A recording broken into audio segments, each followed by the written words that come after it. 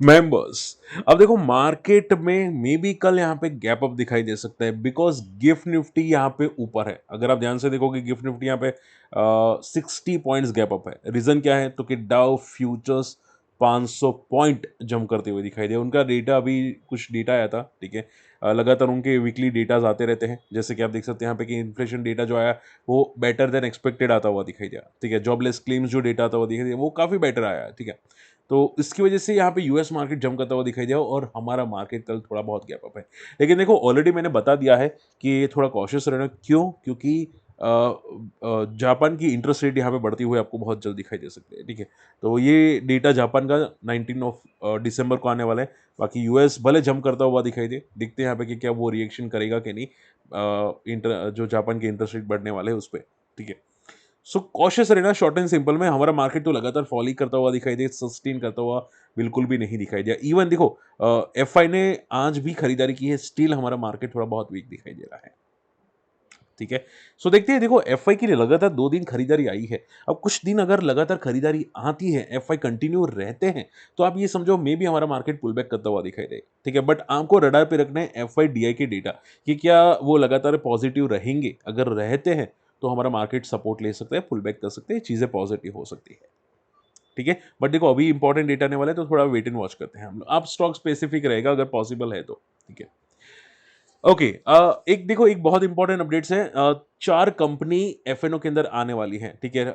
Starting from 31 दिसंबर, और company वारी energies जिसमें एफएनओ ट्रेडिंग स्टार्ट होगी, स्विगी के अंदर होगी, प्रीमियम एनर्जीज के अंदर होगी, बजाज होल्डिंग्स के अंदर होने वाली है। यानी कि वॉलेटिलिटी आपको दिखने वाली है। पहले जो साइडवेज रह रही थी, ठीक है, वारी एनर्जी साइडवेज थी, प्रीमियम एनर्जी साइडवेज थी, बजाज होल्डिंग साइडवेज थी। अब आपको तगड़ी वॉलेटिलिटी दिखाई दे सकती है, ठीक है। हो सकता है शॉर्ट टर्म में एक मोमेंटम भी स्टार्ट हो कोई भी डायरेक्शन में, चाहे डाउन हो चाहे अप हो, लेकिन हाँ एक डायरेक्शन आपको बहुत जल्द दिखने वाली है ये 4 कंपनीज के अंदर। बात समझ रहे? तो आपको रडार पे रखिएगा मोस्ट प्रोबेबली। और आप मुझे कमेंट ऐसा तो कर सकते हैं कि भाई जनरली एफएनओ में आने के बाद कंपनीज कौन से डायरेक्शन में मोमेंटम करते हैं, मुझे कमेंट कीजिएगा अगर पॉसिबल है तो, ठीक है। वोडाफोन आइडिया, अब देखो ये लोग फंड राइजिंग करने वाले हैं, ठीक है। यहाँ पे आप देखोगे 33 बिलियन का फंड राइजिंग है, कुछ 3,300 करोड़ का फंड राइजिंग है अगर मैं गलत नहीं हूं तो। बट देखो ये फंड राइजिंग कोई ज्यादा मैटर नहीं करता। पता है मैटर क्या करता है? मैटर करता है जो ये लोग रेट बढ़ाने वाले हैं, ठीक है। जो आप डेली रिचार्ज करते हैं, मंथली रिचार्ज करते हैं, उसका रेट जो बढ़ाने वाले हैं वो 20% और बढ़ने वाले हैं। ये मैंने कुछ अभी रिसेंटली अपडेट सुनी है, जिसकी वजह से इनका बैलेंस शीट में इंप्रूवमेंट बहुत तगड़ा आएगा, ठीक है। तो आप बोले कि सर ये 3,300 करोड़ का जो यहाँ पे फंड रेजिंग करने वाले क्या फर्क पड़ेगा? नहीं, क्योंकि ये लोग का जो इंप्रूवमेंट आएगा, ठीक है, बिकॉज ऑफ द रिचार्जेस, ठीक है, ये बहुत तगड़ा इंप्रूवमेंट आता है इनका, ठीक है। छोटा मोटा नहीं, तगड़ा इंप्रूवमेंट आता है। उनकी सेल्स, इनके रेवेन्यू बहुत तगड़े बढ़ते हुए दिखाई देते हैं, ठीक है। सो शॉर्ट एंड सिंपल में फॉर मी ये चीज़ें काफ़ी पॉजिटिव होगी। तो देखते हैं कि यहाँ पे रिएक्शंस क्या आता है वोडाफोन आइडिया के अंदर। एक टाइम पे देखो 6 रुपए को तो ये ब्रेक कर चुका था, ठीक है। रिसेंटली अभी जो न्यूज़ आ रही है उसकी वजह से मे बी शायद रिकवर करे, ठीक है। आप ये समझो अभी के लिए यहाँ पे एक रेजिस्टेंस है 10 रुपए का। 10 को अगर ये ब्रेक करता है, ठीक है, आई थिंक इसमें प्रॉब्लम है, हर बार कुछ ना कुछ प्रॉब्लम आ जाती है। Just a second. ओके, सो 10 पे एक रेजिस्टेंस है, ठीक है, जहां पे इसने काफी कंसोलिडेट किया था। उसके बाद सीधा रेजिस्टेंस आपको दिखाई देता है 16 और 14 का एक रेजिस्टेंस इसका तगड़ा दिखाई देता है, ठीक है।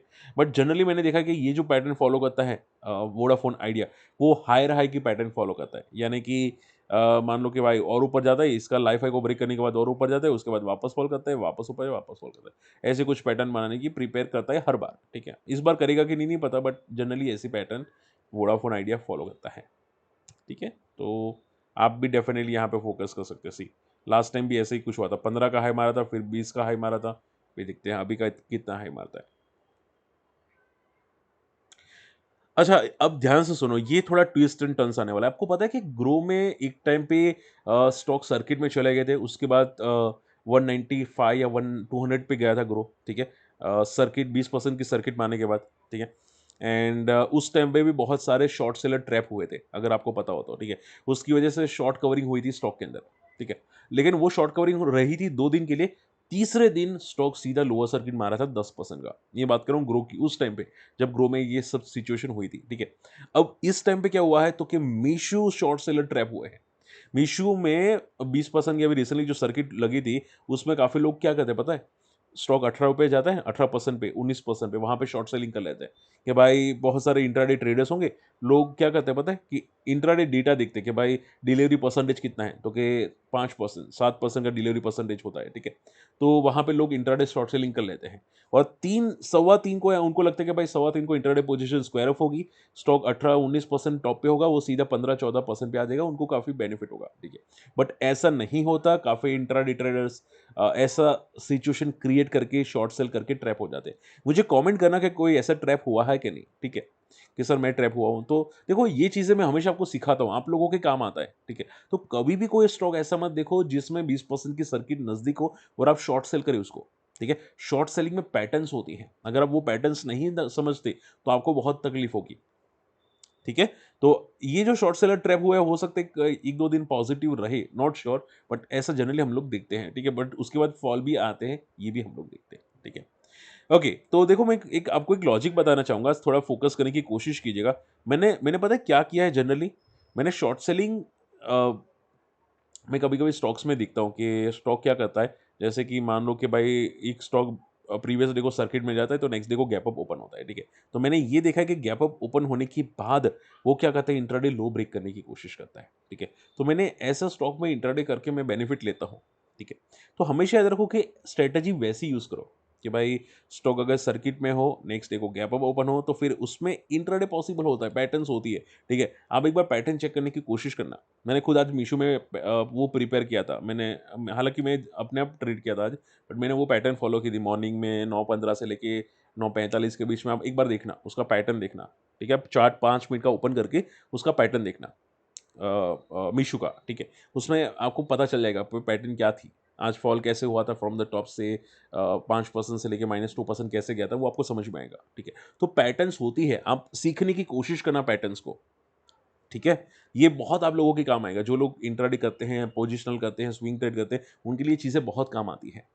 ठीक है? ये बहुत ईज़ी पैटर्न्स होती है। आप पूछे सर ये पैटर्न्स पॉसिबल है कि नहीं? कौन-सा स्टॉक में पैटर्न आती है? तो आप ये समझो कि मान लो जो स्टॉक प्रीवियस डे को ट्रेंडिंग होता है, जैसे कि मान लो कि भाई प्रीवियस डे को मीशो ट्रेंडिंग हुआ, प्रीवियस डे को ग्रो ट्रेंडिंग हुआ, ठीक है?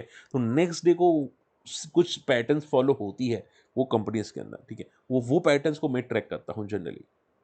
ठीक है? आप भी ट्रैक करके मुझे बता सकते हैं। हमारे कम्युनिटी मेंबर्स काफ़ी लोग हैं, ठीक है? मुझे ऐसा हो तो कमेंट करके आप यहाँ पे भी बता सकते हैं। क्लियर? चलिए, सो पॉसिबल है डेफिनिटली पैटर्न्स है अगर आप सीखते हैं, समझते हैं तो। वो पैटर्न्स मैं आपको सिखाने की कोशिश करूँगा जो मैं अलग से एक वीडियो प्रिपेयर कर रहा हूँ यहाँ पे, ठीक है? उसमें। M6 देखो M6 में यहाँ पे स्प्लिट होने वाला है, स्टॉक स्प्लिट होने वाला है 2 जनवरी को एक 1.5 रेशियो, ठीक है?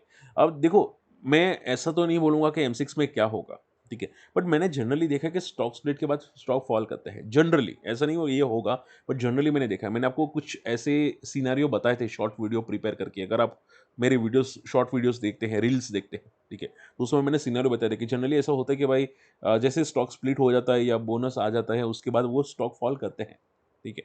तो देखते हैं यहाँ पे इसमें क्या होता है बट हाँ, अभी के लिए भले ठीक हो बट आगे ये शायद एक सिचुएशन क्रिएट हो। आप मुझे कमेंट करके बता सकते हैं। बाकी इसमें मोमेंटम अभी तक तो बहुत अच्छी आई थी एमसीएक्स के अंदर, ठीक है? एम6 यहाँ पे एक टाइम पे 9000 का हाई बनाया था, उसके बाद लगातार फॉल किया था, आई थिंक 7000 तक गया था, ठीक है? अभी पता नहीं, बट ये वॉलेटिलिटी बहुत है इसके अंदर। यहाँ पे भी आप देखोगे 7000 का सीधा 4500 हुआ था, उसके बाद 9000 फिर 7000 तो वॉलेटिलिटी बहुत है इसके अंदर, ठीक है? और ये हर बार जब हाई मारता है वॉलेटिलिटी आपको दिखाई देती है, ठीक है? तो आप थोड़ा कॉशियस रहेगा क्योंकि वॉलेटिलिटी बहुत दिखती है यहाँ पे ऐसे कंपनीज़ के अंदर। मारुति, अब देखो मारुति यहाँ पे 10,000 गाड़ियाँ ईवी एक्सपोर्ट कर रहा है और 100 कंट्रीज़ के अंदर एक्सपोर्ट कर रहा है। Maruti one of the top leader बनता हुआ दिखाई दिया ईवी फोर व्हीलर्स के अंदर, ठीक है? ये अपना मार्केट शेयर को इंप्रूवमेंट करता हुआ दिखाई दिया है और टू व्हीलर्स के अंदर कौन है? तो के बजाज। बजाज का टू व्हीलर्स में अभी लीडर हो चुका है। पहले ओला था, अभी बजाज टॉप लीडर्स पे हो चुका है। अब पता नहीं आगे कौन होगा। बट अभी के लिए ईवी में मारुति काफ़ी टॉप लीडर्स पे यहाँ पे आती हुई दिखाई दी। उनका उनकी डिमांड उनकी पॉपुलैरिटी बहुत है मारुति की। पहले मारुति ईवी में था नहीं, ठीक है? लेकिन जैसे ईवी में आना स्टार्ट हुआ, ठीक है? आप देखोगे यहाँ पे कंपनी में मोमेंटम भी आना स्टार्ट हो गई, ठीक है? पॉपुलैरिटी बढ़ती हुई दिखाई दी मारुति की। अब ये चीज़ काफ़ी पॉजिटिव है, ठीक है? और ये मंथली चार्ट पे बिग बुल पैटर्न फॉलो करे, देखो यहाँ पे, ठीक है? ये मंथली चार्ट पे बिग बुल पैटर्न फॉलो कर रहा है। बिग बुल यानी कि 20 डेमा पे मंथली चार्ट पे सपोर्ट लेके बाउंस करना, ये जब भी ऊपर जाता है सपोर्ट ले आना है, वापस ऊपर जाता है सपोर्ट लेना है, ऐसा हायर हाई बोलते हैं ना, ठीक है। ये पैटर्न्स को फॉलो करने की कोशिश करें, पहले भी किया था इसने 2018 तक, अगर आप ध्यान से देखोगे, ठीक है। तो मारुति में ये चीज़ें बहुत कॉमन है, बहुत पॉजिटिव है, बहुत कॉमन है, ठीक है। तो ऐसी चार्ट पैटर्न्स को देखो, slow and steadily win the race बोलते हैं ना, ये पॉजिटिव हो रहा है मारुति के लिए। Okay, last note the list, Patel engineering, इसको तगड़े ऑर्डर्स मिले। अब देखो, पटेल इंजीनियरिंग काफी टाइम से रडार पे आ रहा है, ठीक है, काफी टाइम से न्यूज में आ रहा है, चर्चा में आ रहा है, और लगातार इसको कुछ ना कुछ ऑर्डर्स मिल रहे हैं, ठीक है। पटेल इंजीनियरिंग ने एक टाइम पे 80 पे गया था, उसके बाद काफी क्रैश हुआ, 30 पे आया था, ठीक है, और काफी टाइम से 30 के आसपास ही टाइम पास कर रहा है, 30 20 पे टाइम पास कर रहा है। पहले भी अभी अभी हम लोगों ने देखा था, इसको बहुत तगड़े ऑर्डर मिले, अब वापस इसको तगड़े ऑर्डर्स मिलते हुए दिखाई दिया। अरुणाचल प्रदेश से 144 मेगावाट का हाइड्रो पावर प्रोजेक्ट्स है, 1700 करोड़ का प्रोजेक्ट्स है, ठीक है, 4 साल के अंदर कंप्लीट करना है। और कंपनी का अगर हम लोग रेवेन्यू की बात करें यहाँ पे पटेल इंजीनियरिंग का, ठीक है, तो मैं यहाँ पे बैक कर देता हूँ, देखो यहाँ पे सी, इसका एक क्वार्टर का रेवेन्यू है 1200 करोड़ का, और इसका प्रोजेक्ट मिला है 1700 करोड़ का, ठीक है। तो आई थिंक एक क्वार्टर का ऑर्डर इसको एक झटके मिल गया, तो अच्छी बात है, ठीक है। हालांकि इतना बड़ा नहीं बोल सकते, बहुत बड़ा नहीं, बट हाँ, दम तो है प्रोजेक्ट्स में, ठीक है। तो चीज़ें अच्छी हो रही है, मुझे लगता है ये बेनिफिट कंपनी को आगे जाके करता हुआ ज़रूर दिखाई दे सकता है। इसका मंथली चार्ट पे आरएसए 40 आ चुका है, लास्ट टाइम 2020 में 40 आरएसए था, इसके पहले इसने आरएसए 40 को ब्रेक किया था अराउंड 2018 में, ठीक है, और काफ़ी पिटा हुआ रहा था, उसके बाद काफ़ी अच्छी स्पाइक्स आई है कंपनी के अंदर, ठीक है। सो कंपनी खराब नहीं है, ऑर्डर्स अच्छे मिल रहे हैं, it's totally good, positive company के लिए।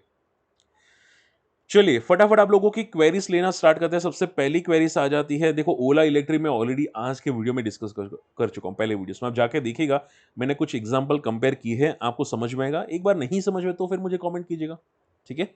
एक बार देखिए तो सही कि मैंने क्या आपको समझाने की कोशिश की है, ठीक है, आपको ठीक लगे तो ठीक है। क्यूपिड, अब देखो क्यूपिड में अभी रिसेंट मैंने कुछ सुना है कि भाई लगातार ये पॉजिटिव हो रहा है, ठीक है। आप देखोगे यहाँ पे सी, अराउंड जून जुलाई अगस्त, ठीक है, जून जुलाई अगस्त, देखो यहाँ पे सी, ये इसने आई थिंक जो स्टार्ट की थी रैली 2025 फरवरी या मार्च के अंदर, 60 से लेके 200 की रैली है, अभी तो पता नहीं कहाँ पे है, बट ये हर मंथ के अंदर पॉजिटिव जा रहा है। इसने पहले भी सेम प्रोसेस की थी, लेकिन उसके बाद इसने डाउनफॉल बताया था, ठीक है। 140 का सीधा 160 हो चुका था, अब वापस रैली कर रहा है, ठीक है। और मोस्ट प्रोबेबली इसका रेजिस्टेंस कहाँ पे हो सकते हैं, हम लोग अगर रिवर्स फिबोनाकी देखें, रिवर्स, ठीक है, ये जस्ट अ सेकेंड, क्यूपिड, ठीक है, मैं इसका रिवर्स फिबोनाकी ड्रॉ करने की कोशिश करता हूँ, ठीक है। तो इसका अगर मैं रिवर्स फिबोनाकी करता हूँ तो यहाँ पे एक ब्लू स्काई जोन में दिखाई देता है, एक तो है 200 का और 230 का, दूसरा है 323 समथिंग कुछ होगा, अब पता नहीं अभी कहाँ पे, ये तो मैं नहीं जानता, बट हाँ ये जनरली देखते हैं यहाँ पे कि क्या ये पैटर्न को फॉलो करता है कि नहीं, ठीक है। बट हाँ कॉशियस रहेगा, क्योंकि हम लोग हमेशा देखते हैं चार्ट्स में ये इम्पैक्ट आते हैं, वन वे मोमेंटम आते हैं तो वन वे फॉल भी आता है, ठीक है। अब तो ये आई थिंक शायद काफ़ी भाग चुका होगा, अब कितना ऊपर जाएगा वो पता नहीं, 200 की पी पे ट्रेड कर रहा है क्यूपिड, ठीक है। एंड रिजल्ट अभी रिसेंटली काफ़ी अच्छे थे, ग्रोथ है कंपनी के, ठीक है, बट ये वैल्यूएशंस की औकात से बाहर ट्रेड कर रहा है ऐसा लग रहा है, जिस तरह से इसके पी है, ठीक है। एफ का भी डेटा काफ़ी अच्छा है, इंप्रूवमेंट है, और कंपनी के प्रमोटर ने स्टेक इंक्रीज किया, अभी के लिए डेटा पॉजिटिव आ रहा है, जिसकी वजह से लगातार भाग रहा है। बट जैसे कि मैं हमेशा बोलता हूँ, ठीक है, कोई भी कंपनी वन वे मोमेंटम नहीं करती, कभी ना कभी प्रॉफिट बुकिंग करती है, ठीक है।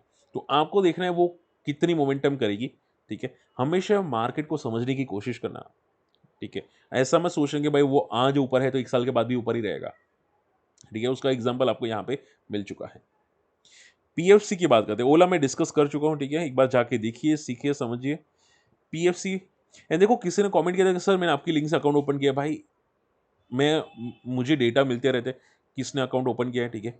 अगर मेरी लिंक से अकाउंट ओपन नहीं होगा तो फिर मैं तो ना ही बोलूंगा ना, ठीक है। तो एक बार देख लीजिएगा, लिंक हमारी यूज कीजिएगा अकाउंट ओपन के लिए, ठीक है। पीएफसी, पीएफसी क्या कर रहा है, पीएफसी,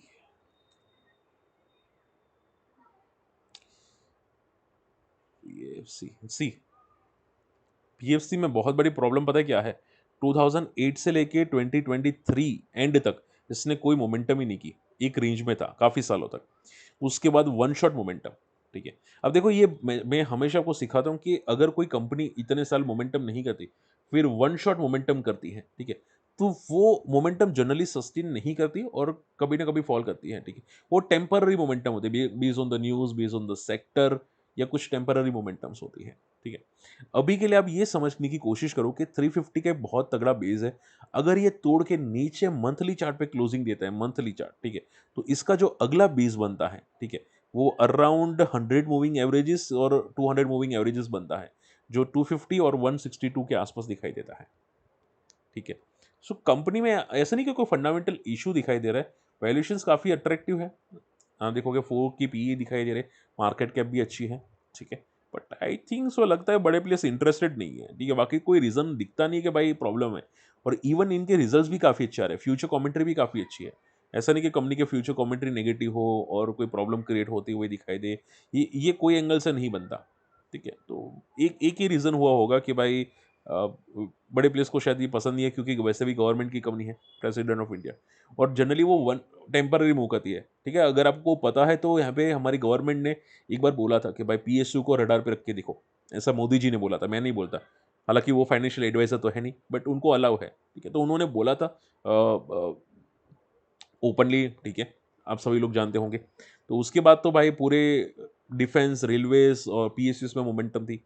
वो टेम्पररी मोमेंटम आने के बाद अभी पता नहीं गायब हो चुकी है, स्पेशली रेलवेज और पीएसयू कंपनीज के अंदर। अब वो कब चलेगा वो तो काफ़ी कहना मुश्किल है, या तो गवर्नमेंट बता सकती है या तो बड़े प्लेयर्स। एमके प्रोडक्ट्स, एंड देखो मार्केट में कंपनी ऐसी रडार पे रखो जहां पे टेम्पररी मोमेंटम ना आए। आप देखोगे इसको 2022 में मोमेंटम आई। अब आप मान लो कि भाई फंडामेंटली स्ट्रॉन्ग कंपनी है पॉलीकैब, जस्ट एग्जांपल, इसकी मोमेंटम देखो, वन शॉट आ रही है, लगातार मोमेंटम आ रही है, क्यों? क्योंकि वाईएसएन केबल्स हर जगह चाहिए, मार्केट लीडर है, ठीक है।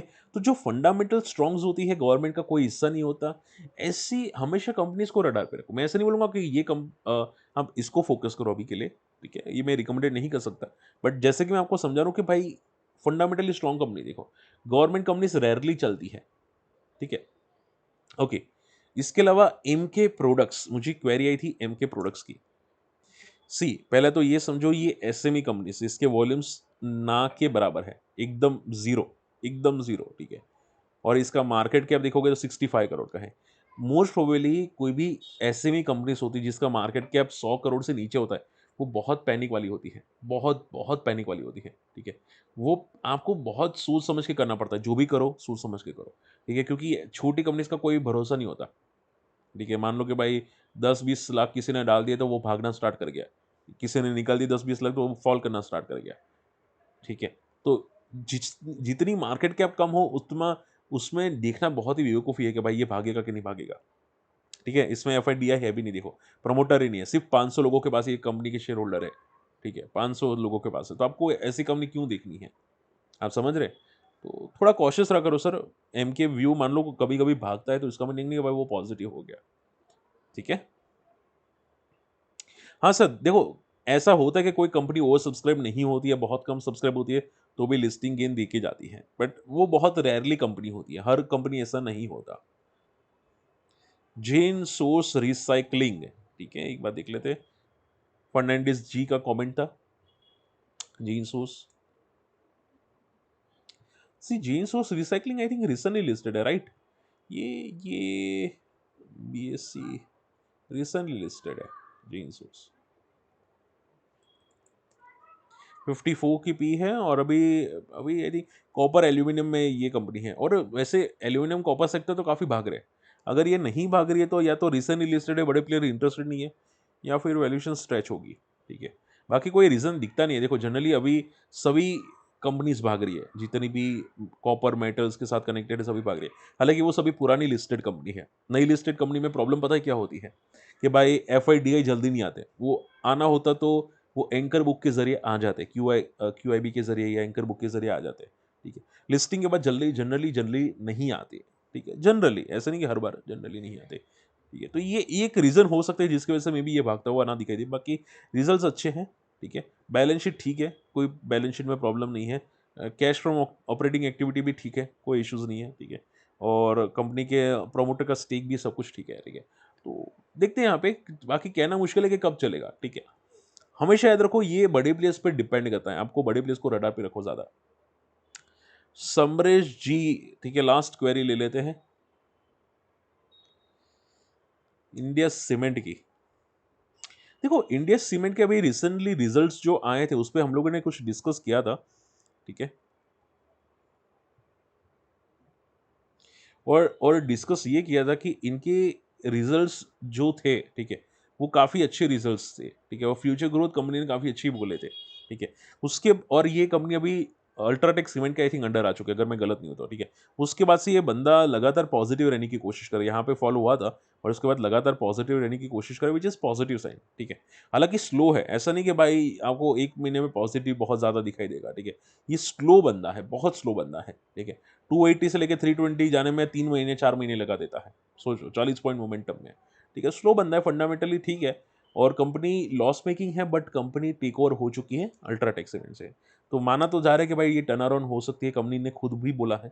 इसकी वजह से आई थिंक कुछ दिनों के लिए पॉजिटिव था, अगर मैं गलत नहीं हूँ तो।